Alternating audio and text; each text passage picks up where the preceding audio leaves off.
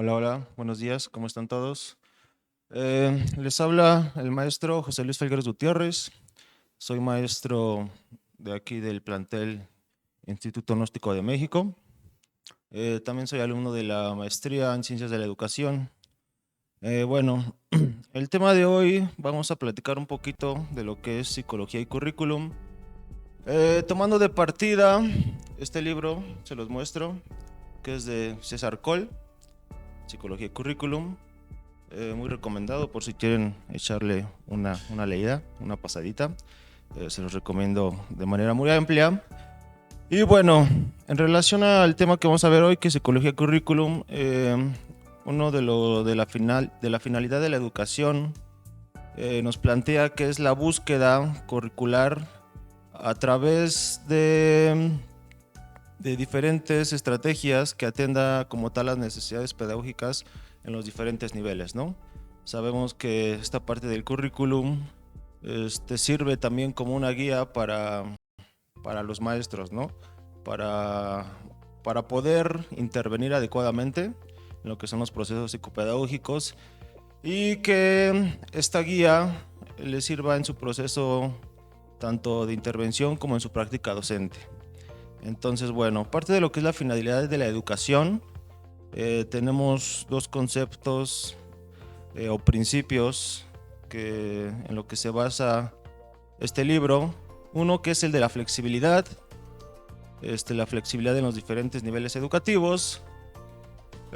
Podemos aquí hablar también de lo que es un currículum abierto. Un poco más adelante vamos a hablar detalladamente de lo que es el currículum cerrado y el currículum abierto. Y también nos marca otro concepto, otro principio que dice que el currículum es preciso. ¿Ok? ¿A qué se refiere con que es preciso?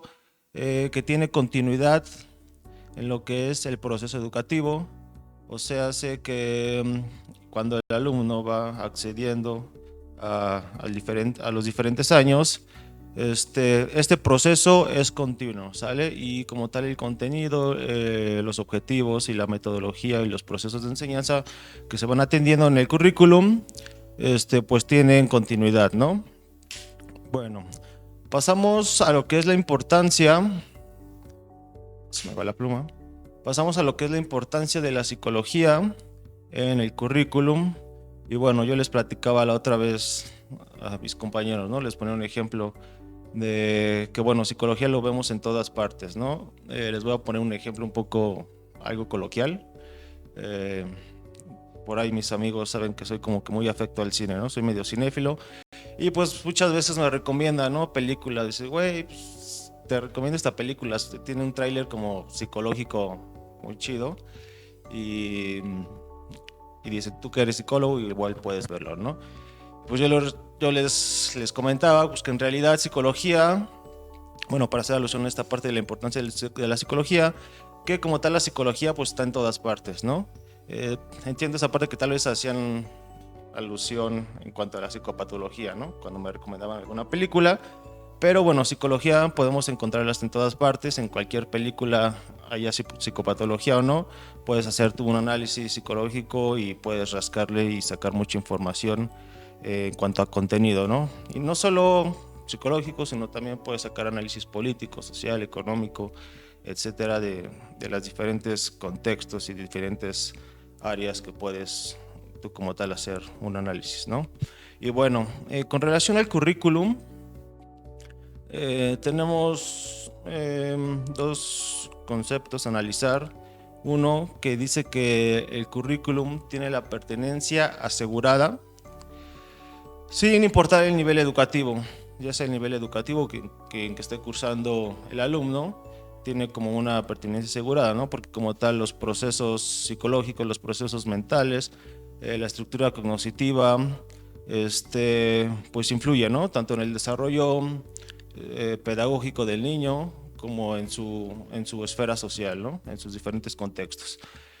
Y otro que dice, bueno, el análisis psicológico sirve para, tenemos, establecer secuencias de aprendizaje. Sabemos que estas secuencias de aprendizaje pueden irse modificando en lo que es el proceso de intervención,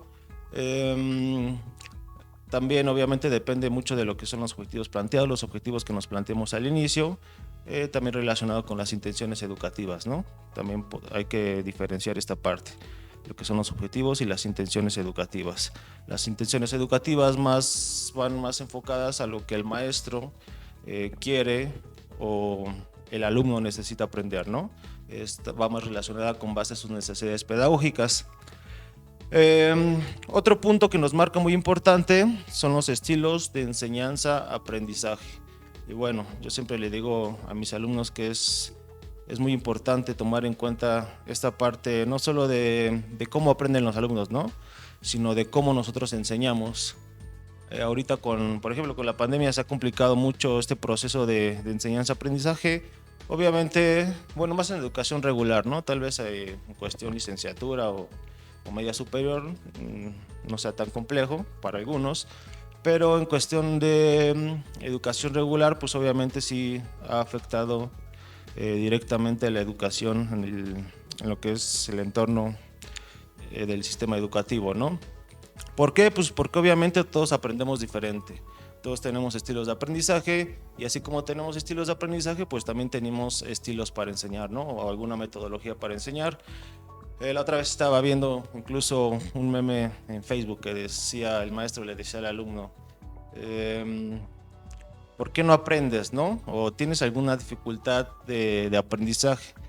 Y el alumno le respondía, yo tengo una dificultad de aprendizaje o usted tiene alguna dificultad de enseñanza. Y es aquí cuando viene el punto de partida para analizar si el proceso como tal o la metodología de enseñanza del profesor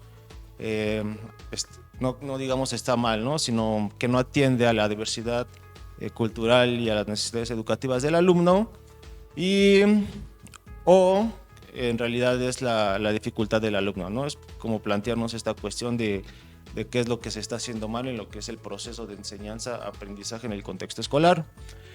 Y bueno, el otro punto, que es el tercero, que dice que es la parte de lo que es la evaluación de los aprendizajes.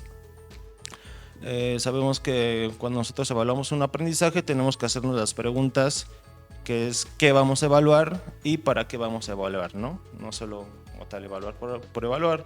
Por ahí incluso tenemos varios instrumentos de evaluación, que es rúbrica, lista de cotejo, entre los más utilizados, observación, etcétera, etcétera, etcétera, ¿no? Y bueno, ¿qué vamos a evaluar? Obviamente vamos a evaluar los contenidos, los objetivos. Debemos de tener en cuenta que los objetivos siempre deben de ser razonables, ¿no? Objetivos realistas. No plantearnos objetivos más allá de objetivos como utópicos, ¿no? Que no podemos alcanzar en el ámbito educativo. ¿Y para qué evaluar, no? ¿Para qué vamos a evaluar? Muchas veces los maestros o los maestros más tradicionalistas se basan o se enfocan más en evaluar lo que es la parte del resultado, ¿no? No tanto el proceso, evalúan más el resultado, la parte cuantitativa, y dejan como de lado la parte cualitativa, que pienso yo es como que más importante en cuanto se refiere a evaluación. Esta parte de la parte formativa, no tanto de la sumativa, sino de la parte formativa, que muchas veces no es tomada tanto en cuenta y pienso yo que es como que lo más importante, ¿no? Algo relacionado, por ejemplo, con lo que es la parte sumativa en los exámenes, ¿no? La otra vez platicamos igual en clase, que como, bueno, cada maestro tiene sus maneras diferentes de evaluar, ¿no? A mí en lo personal, bueno, por parte de la institución o por parte de algunas universidades o trabajos donde he elaborado, pues obviamente te piden forzosamente realizar un examen, ¿no? A mí no me gusta como tal hacer examen porque, pues como tal, esta parte del examen es más memorístico, más mecanicista, es aprenderte conceptos como tal para, y bueno, ahí la ironía, ¿no? De aprender para olvidar. Aprendes conceptos que próximamente vas a olvidar y que no van a ser como tal un aprendizaje significativo en tu vida. Y yo le doy más importancia a lo que es la parte formativa. La otra vez, por ejemplo, con uno de mis grupos, planeación educativa, me acuerdo, les mencionaba, ¿no? A mí de qué me sirve que se aprendan conceptos que después van a olvidar, o por ejemplo, conceptos que es planeación, educación, no sé, como quieran verlo, y si no saben hacer una planeación como tal, ¿no? porque cuando se enfrenten a la realidad, cuando se enfrentan a su ámbito laboral, pues obviamente los conceptos sí sirven, pero no les van a servir de mucho, ¿verdad? Si no saben hacer como tal una planeación educativa cuando se les demande. Entonces, pues hay que tomar en cuenta estos factores, ¿no? No solo evaluar el resultado, sino también el proceso, la parte formativa como tal. Bueno, el currículum como base de marco curricular y como punto de partida y justificación nos dice que la educación se ejerce como práctica social y como práctica socializadora. Sabemos que dentro de la educación los contextos influyen de manera determinante en lo que es el aprendizaje del alumno. Y bueno, también como parte justificadora, parte de la justificación del marco curricular, tenemos lo que son los principios pedagógicos. Tenemos por ahí 14 principios pedagógicos, si mal no recuerdo. Uno de ellos que la educación debe estar centrada en el alumno. Y pienso que uno de los más importantes, ¿no? Tomar en cuenta las necesidades y también la diversidad cultural en la que nos enfrentamos. Bueno, nos marca un punto que dice que el crecimiento personal está asociado al grupo social y cultural al que pertenece. Para entender este punto hay que como dividir, ¿no? Para empezar, ¿qué es cultura? Y bueno, tenemos por ahí algunas como definiciones o conceptos, que es lo que influye en la cultura como tal. Y tenemos que cultura son conceptos, son explicaciones, razonamientos, lenguaje, ideología, costumbres, valores, creencias, sentimientos, intereses, actitudes, pautas de conducta, organización familiar, organización laboral, económica, social, tecnológica, hábitat, etcétera, etcétera, etcétera, ¿no? Entonces, todos estos factores que entendemos como culturales influyen directamente en lo que es el aprendizaje de los alumnos. La otra vez que les comentaba que yo, bueno, leí por ahí un artículo que decía que el 70% de lo que el alumno aprende o su éxito que puede llegar a obtener está influenciado por su cultura, ¿no? Está influenciado por sus contextos y por su ambiente donde el alumno o donde el niño se desenvuelve. Y el otro 30% estaba más enfocado como cuestiones como motivación intrínseca, cuestiones de personalidad, más de personalidad, por ejemplo, puede ser de temperamento. Sabemos que a diferencia del carácter, el temperamento es más como hereditario, ¿no? El carácter todavía puede como moldearse por ahí, puede irse transformando más fácilmente y es más fácil que se moldee. Y bueno, entendiendo esta parte de lo que es cultura y cómo influye directamente en el alumno, nos marca otro punto que dice: el desarrollo de su competencia cognitiva está vinculado al tipo de aprendizajes específicos y sus prácticas sociales dominantes. ¿A qué hace referencia esto? Bueno, lo explicaba la otra vez, les ponía un ejemplo, igual ahí medio coloquial. Y pues les decía, por ejemplo, hay una carpintería, si se podría decir así. Está en la avenida Cuauhtémoc, si la ubican, está ahí por el Price Shoes de aquí de Ixtapaluca. Y bueno, lo que les platicaba era, es como son varias familias, creo me parece, las que viven ahí, y obviamente todas se dedican a lo que es la carpintería. Y entonces les decía, si el niño que nace en ese contexto, que crece conociendo ese ambiente, incluso hasta me parece que tienen como su lengua, creo es indígena, no sé exactamente qué lengua hablen, pero tienen por ahí su lengua porque he pasado por ahí y bueno, paso seguido por ahí y he escuchado cuando se ponen a platicar y tienen incluso su propio lengua, ¿no? Su propia forma de comunicación. Entonces les decía, si ese niño crece y se desenvuelve pues en ese ámbito social, pues, ¿qué es lo más probable? Que el niño, pues obviamente que también sea carpintero, ¿no? Y bueno, creo, he pasado por ahí los niños trabajando y todos en esa familia pues son carpinteros, ¿no? Va a ser como que muy difícil que el niño, pues no sé, sea abogado o se dedique a otra profesión, ¿no? Entonces es ahí como cuando vemos cómo el ambiente, tanto familiar, social y cultural donde te desenvuelves, influye directamente en el desarrollo del niño, ¿no? Y pues, bueno, también tenemos lo que es el tema de educación, pero ahorita vamos a continuar definiendo lo que es educación. Vamos a ir a una pausa muy rápida y regresamos, ¿sale? Nos vemos en un momento.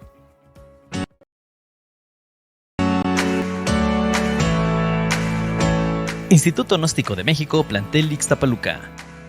Ven y conoce nuestras instalaciones. Termina tu bachillerato, puedes hacerlo en examen único, modalidad de 3 meses o bien en el sistema escolarizado de 24 meses. Contamos con especialidad en auxiliar de enfermería, asistente en administración y contabilidad, auxiliar educativo, perito en criminalística. Estudia una licenciatura escolarizada o ejecutiva a 3 años en las áreas de pedagogía, psicología, derecho, administración, criminalística, contaduría, enfermería, relaciones internacionales, trabajo social, bienes raíces, ciencias de la educación, seguridad pública. O bien, obtén tu título en tan solo 10 meses por medio del sistema de profesionalización en carreras como Derecho, Administración, Psicología, Pedagogía, Criminalística, Contaduría, Relaciones Internacionales, Informática Administrativa, Seguridad Pública. Si buscas estudiar una maestría, tenemos Ciencias de la Educación, Ciencias Penales y Juicios Orales. También ofrecemos doctorados como son en Educación, Derecho y Derechos Humanos. Por si fuera poco, contamos con un curso certificado de inglés y francés. Iniciamos cada 2 meses. Instituto Gnóstico de México tiene los planes de estudio adecuados para cada necesidad. No lo pienses más. Te esperamos en calle San Roberto número 7, Colonia San Isidro Soquiapan, a 2 cuadras de la Óptica Americana de Ixtapaluca. Comunícate al teléfono 55 43 97 64 67 o envía mensaje vía WhatsApp al 56 12 73 53 57. Instituto Gnóstico de México, plantel Ixtapaluca. Tu pasión, tu profesión. Alcanza tus sueños.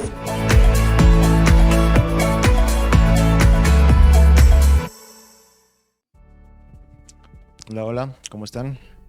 Ya regresamos. Y bueno, vamos a seguir donde nos habíamos quedado, analizando esta parte contextual y cultural en la influencia del desarrollo del alumno, del niño. Y bueno, tenemos el término de lo que es educación en relación a currículum y dice que es explicar en un todo unitario la cultura y el desarrollo individual, ¿sale? Va como más de lo general a lo particular, está como que un poco más orientado a lo que es el currículum cerrado. Y bueno, parte de explicar esta parte psicopedagógica es hacer un enfoque, un análisis un poco más holístico, ¿no?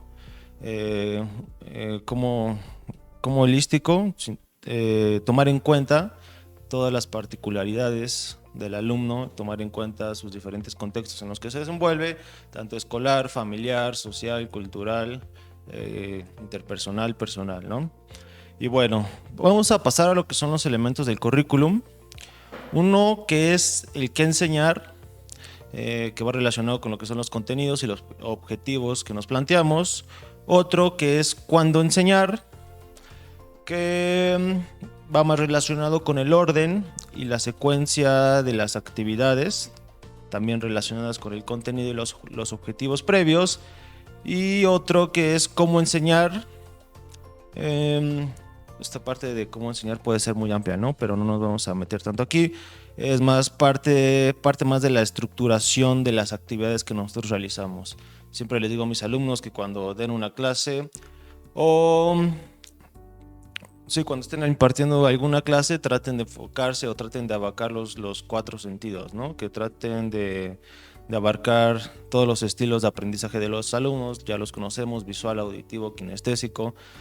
Por ejemplo, sabemos que los alumnos en educación regular aprenden más con el juego, con el tacto, por ahí utilizando materiales didácticos.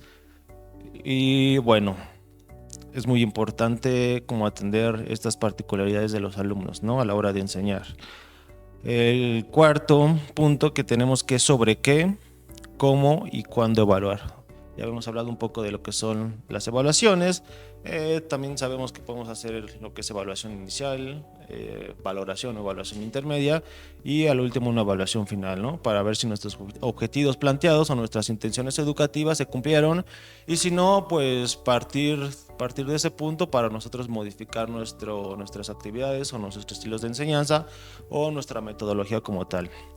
¿Sale? Y bueno, como tal el currículum es un proyecto de actividades escolares, precisa intenciones y proporciona una guía de acción al profesorado.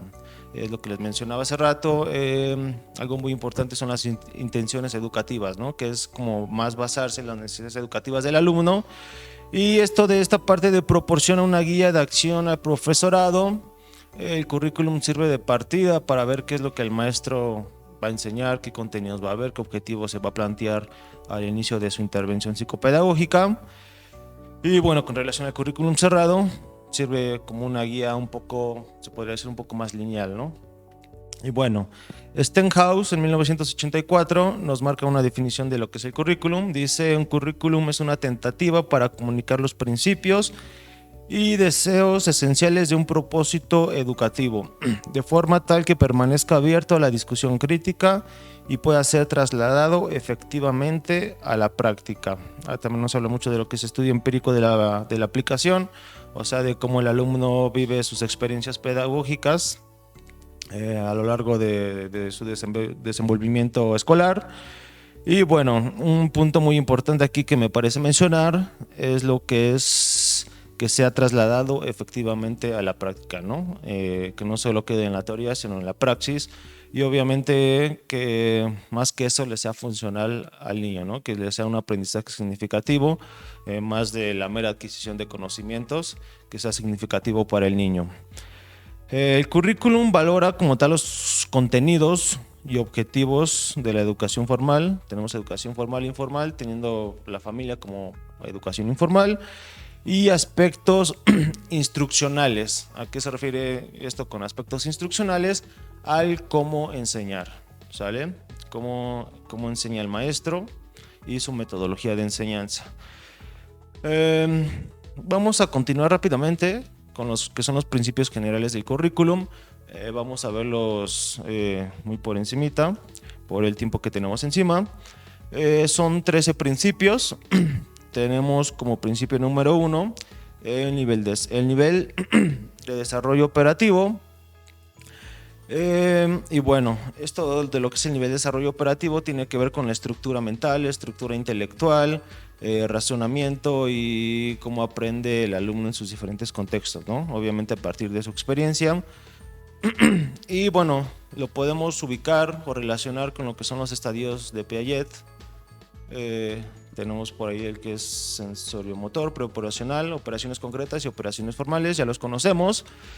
Y bueno, podemos ubicar al alumno en cualquiera de estos niveles educativos o estadios, que bueno, una de las teorías como que más acertadas en cuanto a educación se refiere.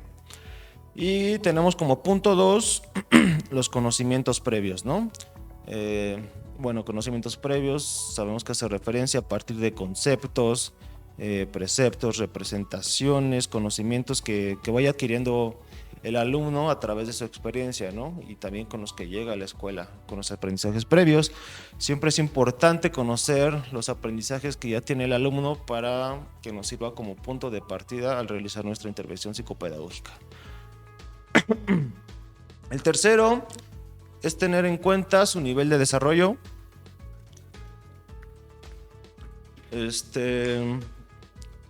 Y bueno, para nosotros elaborar una propuesta educativa, un plan de intervención, debemos de tener en cuenta en qué nivel de desarrollo se encuentra el niño, ¿no?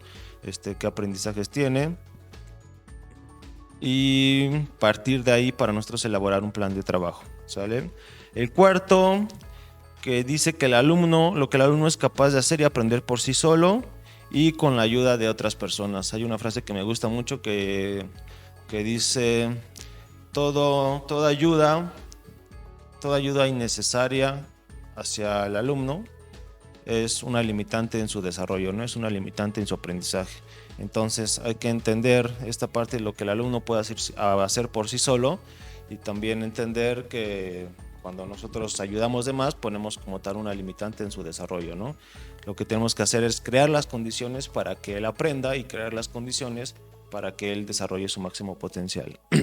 El quinto, que dice no enfocarse en el contenido o en el proceso de enseñanza, sino en lo que es significativo. Sabemos que el alumno atribuye alguna significación a sus realidades, obviamente tiene que ver con la parte motivacional, con la parte de los intereses y lo que es significativo para él, no solo lo que enseñamos, y no enfocarse solo en esta parte sumativa y formativa de la educación, ¿no? Sino entender lo que sea un aprendizaje significativo para él. Y bueno, sabemos que los aprendizajes significativos son los que perduran a lo largo de nuestro desarrollo. El punto 6, que nos habla más específicamente de lo que es el aprendizaje significativo, y nos marca que hay dos condiciones, una que es la estructura interna y el otro lo que es el proceso de asimilación. La primera va más relacionada con lo que es la significatividad lógica, y la segunda va más relacionada con lo que es la significatividad psicológica, ¿no? Y bueno, dentro de estas dos vertientes, un proceso que influye mucho es la motivación, ¿no? El factor motivacional. Sabemos que nosotros aprendemos, o las personas aprenden mejor cuando hay motivación o intereses de por medio. Y bueno, parte de este aprendizaje significativo, el punto 7 nos marca que debe de aplicarse y de ser totalmente funcional en su vida del alumno, ¿no? No solo que el aprendizaje o el conocimiento que haya adquirido, aparte de ser interiorizado, le sea funcional en sus esferas contextuales, ¿no? Bueno, el 9, que es el papel que influye la memoria en los procesos de enseñanza-aprendizaje. Hay que distinguir ahí algunos tipos de memoria, que tenemos la memoria mecanicista, que es el aprendizaje a través de la repetición, y tenemos la memoria comprensiva, que se enfoca más a lo que es la funcionalidad y conocimiento con relación al aprendizaje significativo, ¿no?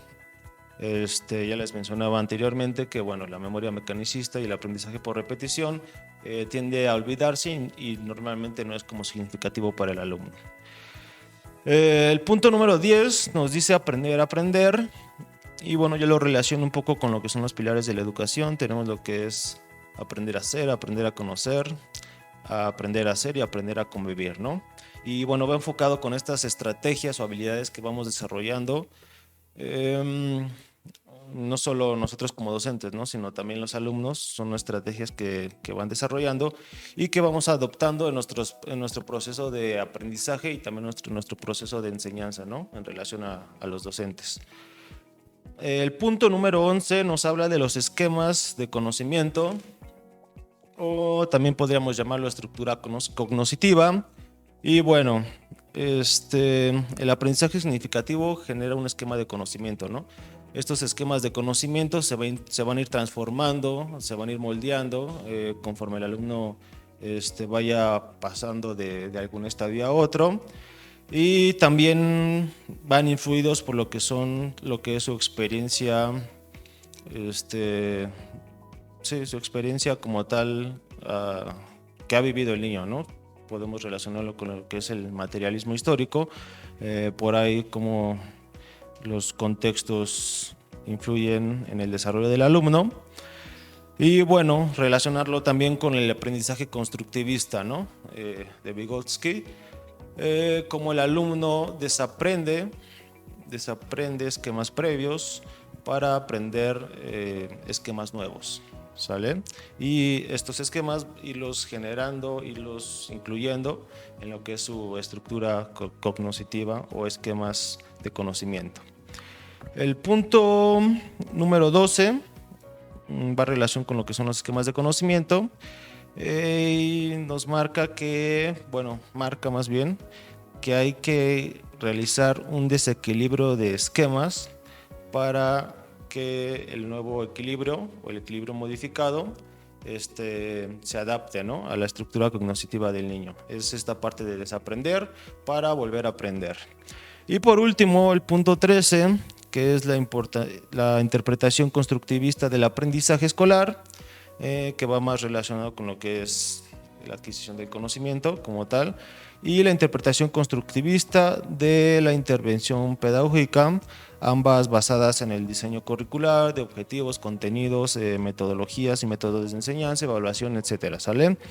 Bueno, aquí solo para diferenciar del aprendizaje escolar con la intervención educativa, ¿sale? La intervención educativa como tal es el proceso para que nosotros generemos o creemos las oportunidades, se podría decir, para que el alumno adquiera sus aprendizajes esperados. Bueno, vamos a ver lo que es un currículum cerrado y un currículum abierto. Como ya les mencionaba anteriormente, tenemos como estas dos posibilidades. Lo ideal, pienso yo, es el currículum abierto, ¿no? Este currículum que da como apertura y atiende más a lo que es la diversidad estudiantil en los contextos escolares. Bueno, nos dice que el currículum cerrado es uno de sus objetivos es unificar y homogeneizar este proceso educativo, ¿no?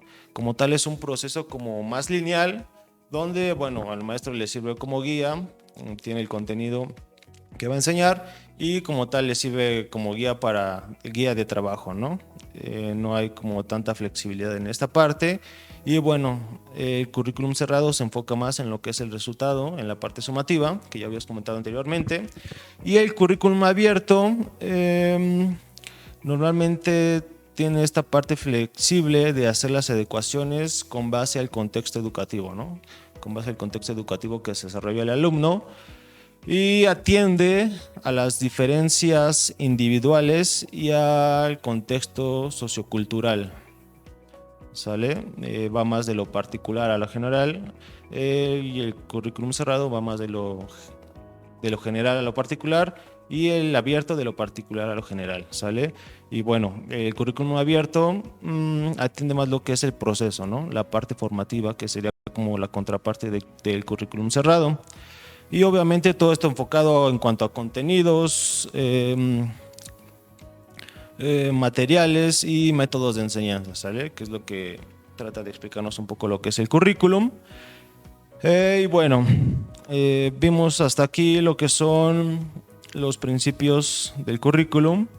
Ahora vamos a pasar a una parte muy importante que es el qué enseñar, ¿sale? El qué enseñar, que obviamente también va relacionado con lo que son las intenciones educativas o con lo que esperamos, ¿no?, que el alumno aprenda, obviamente que le sea significativo y funcional en su vida. Nos marca un punto que nos dice que es la selección de intenciones posibles, que son qué aspectos del conocimiento promover mediante la educación escolar, ¿sale? Obviamente con base a estos contenidos educativos, qué aspectos enseñar, qué aspectos le van a hacer más funcional al alumno. Y bueno, con relación a esta parte del contenido, hablando en cuestiones de educación especial, obviamente sabemos que hay muchos alumnos que no pueden acceder como tal de manera igualitaria al aprendizaje esperado, ¿no? Pero bueno, lo que se hace ahí es una adaptación, se podría decir, no en cuanto al aprendizaje esperado, sino cómo accede a él, ¿no? Se cambia como tal la taxonomía.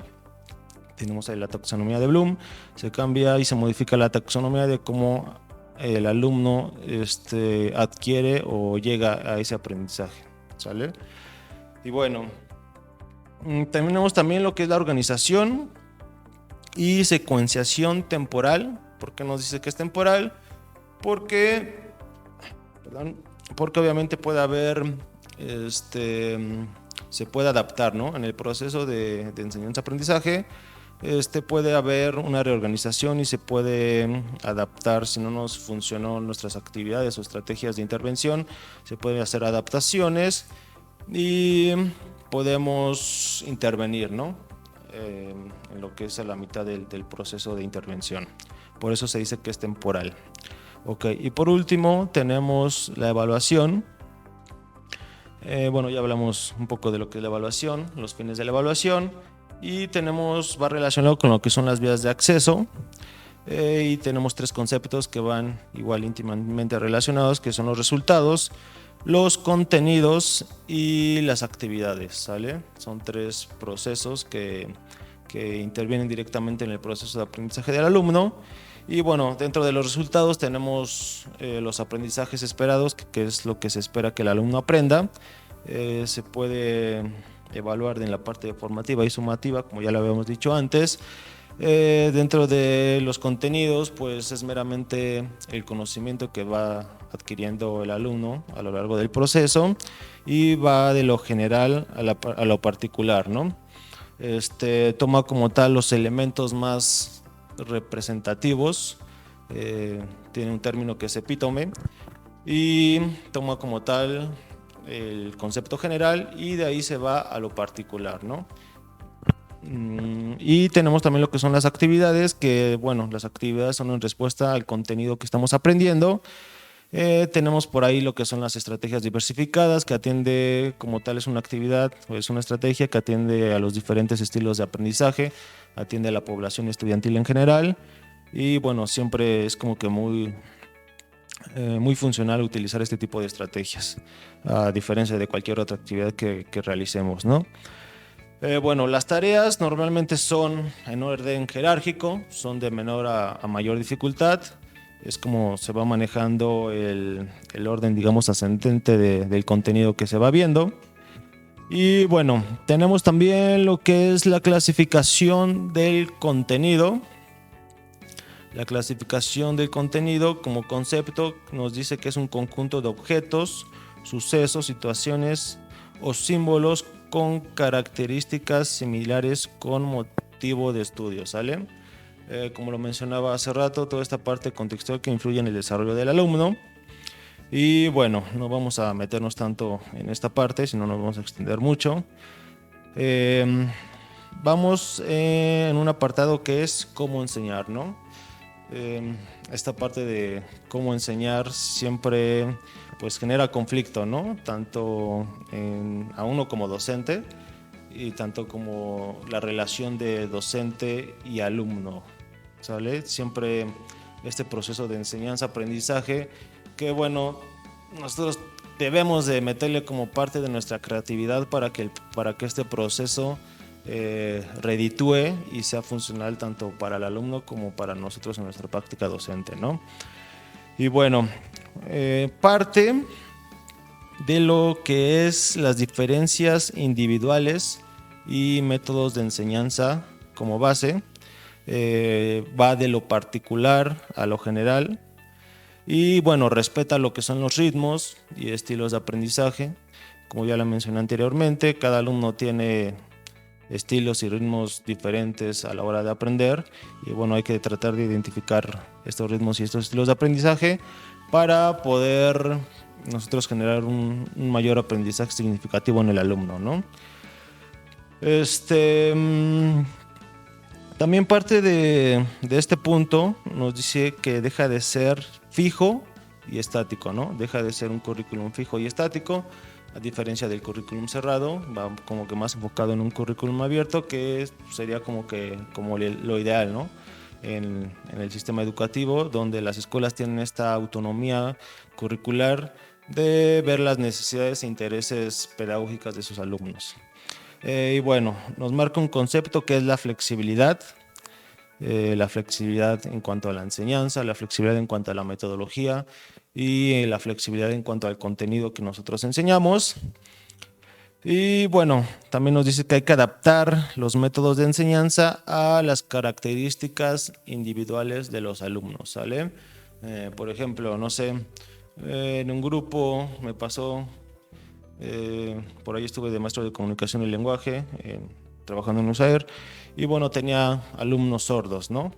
Y parte de esta implementación de estrategias diversificadas donde pues puedes trabajar los diferentes estilos de aprendizaje del alumno, también sus ritmos. Trabajamos mucho bueno, varias estrategias, ¿no? Trabajamos, por ejemplo, Bankubi. Bankubi era para trabajar, por ejemplo, operaciones básicas. Se trabajaba por ahí también áreas, perímetros. Y bueno, es como un sistema, se puede decir, enfocado al contenido de matemáticas, donde los alumnos obviamente manipulan, ¿no? Manipulan un material, pero muchos ya lo conocen. Bankubi son cubitos de colores, donde cada cubito tiene su valor. Manejamos otro también que era Damero. Damero igual sirve para trabajar operaciones matemáticas básicas y bueno, tenía por ahí alumnos sordos y lo trabajaba mucho con estos alumnos y también en el grupo, ¿no? Son estrategias que puedes utilizar para una población diversificada, ¿no? Y bueno, es parte también nosotros de investigar y de buscarle cómo poder atender a las diferentes necesidades de nuestros alumnos y a la diversidad con la que nos encontramos día a día en las aulas, ¿sale? Bueno, dentro de los principios de las diferencias individuales y los métodos de enseñanza, tenemos que las características individuales son resultado de su historia personal y pueden modificarse en función de experiencias educativas futuras. Y bueno, como les mencionaba hace rato, haciendo referencia al materialismo histórico de Marx, que nos dice pues obviamente que el individuo es, digamos, contraste, ¿no? En cuanto a sus contextos históricos, ¿no? Y a los contextos en los que desenvuelve. También dice que no son rasgos estéticos y fijos, sino que están sujetos a evolución, ¿sale? Esta parte de que el alumno va evolucionando sus aprendizajes y se va transformando, va adquiriendo nuevos y va generando nuevos esquemas de conocimiento. Tenemos los ajustes pedagógicos como base de necesidades del alumno y los métodos de enseñanza igual como base hacia las necesidades del alumno, ¿no? Esta parte que hay que recalcar y es muy importante, tomar en cuenta nuestra enseñanza o nuestro método de enseñanza con base a las necesidades del alumno o con base a sus estilos de aprendizaje o cómo aprende el alumno, ¿no? Y bueno, como segundo punto tenemos la concepción constructivista de la intervención psicopedagógica, donde dice que el alumno genera nuevos esquemas de conocimiento a través de esquemas previos, ¿sale? Igual ya lo habíamos platicado un poco. Y bueno, parte de la intervención psicopedagógica, parte de la labor de nosotros como psicólogos es generar las condiciones y crear las condiciones para que el alumno aprenda, ¿sale? Bueno, por tercer punto tenemos lo que es el principio de globalización. Y bueno, el principio de globalización nos dice que la idea del aprendizaje no es una simple acumulación de conocimientos, sino su idea principal es generar aprendizaje significativo, ¿sale? No solo aprender por aprender, generar conocimientos por generar conocimientos, sino que sea significativo para el alumno y que tenga funcionalidad en su vida diaria, ¿va? Ok. Bueno, por último, tenemos los componentes instruccionales en el diseño curricular. Como componentes instruccionales nos enseña cómo es la concepción de enseñanza, cómo es la concepción del aprendizaje escolar y la intervención psicoeducativa, como guía para el diseño curricular, ¿no? Saber de dónde partimos, cuál es nuestra base, cuál es nuestra guía de intervención. Y bueno, también nos dice que no utilizar el método de enseñanza, sino una variabilidad, se podría decir, de estrategias con base a las necesidades educativas, ¿no? A las diferencias individuales y a la diversidad con la que nos enfrentamos. Bueno, yo creo vamos a terminar hasta aquí. En general vimos como que rápidamente, esbozadamente, como que lo más importante, ¿no? Que nos maneja este libro con base a psicología y currículum, y bueno, como toda esta parte de los procesos cognitivos, toda esta parte de los procesos cognitivos básicos, de la metacognición, influyen directamente en el aprendizaje del alumno, que también directa e indirectamente en su aprendizaje. Y bueno, solamente recalcar esta parte de cómo su contexto influye, digo yo, en suma importancia, ¿no? Por ahí se manejó mucho un término que era educacionismo. Diría por ahí Homero Simpson: el alcohol es la causa y la consecuencia de todos sus problemas. Y bueno, el educacionismo era algo relacionado, ¿no? Que la educación es la causa y la consecuencia de la sociedad, ¿no? Como cuando sabemos que no es así, ¿no? No es que si tú educas a toda la población, se va a eliminar, digamos, esa desigualdad, esas brechas salariales, todo lo que genera el capitalismo en México, ¿no? Esa parte del sistema educativo que pues no funciona de esa manera, ¿no? Hablando en cuestiones económicas, la economía sí te genera educación, sí te genera oportunidades. Sin embargo, no es como regla que la educación te genere economía, ¿no? Aprender a diferenciar esta parte. Y bueno, sí estoy obviamente a favor de la educación. Pienso que la educación influye mucho, no solo en la parte económica. Obviamente la educación no nos da un trabajo, no nos da estabilidad económica, ni social, ni psicológica, pero la educación sí nos sirve, tanto en nuestra estructura cognitiva, digamos, para entender un poco más de lo que son las vicisitudes del mundo, ¿no? Y obviamente, pues, fortalecernos a nosotros como personas, ¿no? Pero bueno, quería hacer como esa referencia en cuanto a la educación. Y bueno, vamos a terminar hasta aquí. Espero les haya gustado el contenido. Si tienen alguna oportunidad de echarle una leída al libro, pienso yo que es muy interesante. Y bueno, para mis colegas psicólogos, pedagogos, psicopedagogos, sí pienso que les serviría mucho, ¿no? En su práctica, tanto en su práctica docente como en su práctica profesional. Y bueno, muchas gracias y que tengan excelente día a todos.